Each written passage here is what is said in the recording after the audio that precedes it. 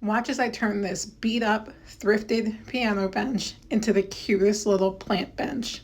The first thing I did is brought it home and gave it a really good cleaning with white lightning, and then grabbed my Surf Prep sander and sanded off the top of that finish. I want to be able to see the wood grain even though I'm not going to have a stain on this top. I have the cutest little plan for this bench. I turned it over on its side and took off all the hinges. This way it'll be easier to paint because I want to paint the inside as well. I grabbed Dixie Belle's Bonding Boss as my adhesion primer, as this had a slick and shiny surface. I'm giving it 2 even coats of the Bonding Boss with a few hours in between and waiting till the next day to give it a base coat. I'm going to turn it over to paint it easier and give it 1 coat of Dixie Belle Blue in the chalk mineral paint line. I'll give it 1 coat of that because I'm going to be using Terra Clay paint and I just want to have a blue base. The top I decided not to stain, but I did want to see that wood grain, so I grabbed my Voodoo Gel Stain in white, an applicator pad, and my spray bottle. I wet the wood so it's easier for the stain to sink into, and I put on that beautiful white stain. The Voodoo Gel Stain is water-based, and that way I could thin it out with some water and it dries relatively quickly. Then I'm going to move on to layering some Terra Clay paint.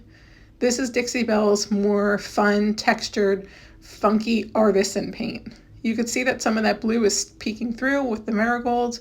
I'm moving on to the green pistachio. And lastly, I'm using some of the blue in cerulean blue. I love these colors together, and I think that once they're layered and blended, this is just going to be really fun and funky. Terra Clay makes it so easy to blend and distress. So here I'm just running some of the other colors along this top and making it look chippy and worn. The last color I'm going to come in with is called Bougainvillea, and it's just going to give me that tiny bit of a pop of that bright pink color. Now Terra does dull itself down as it dries, and you can see that here, and then it will revive itself a little bit once you put a sealer on it. I'm also going to be using kaleidoscope transfer on the top and the inside, so I'm going to cut this in half because this is a whole circular piece, and I only want half over here and half on the other side. So I'm going to lay that transfer down. I'm going to take that backing off and use my burnishing stick to burnish that transfer down. Later on, I will give it a clear coat.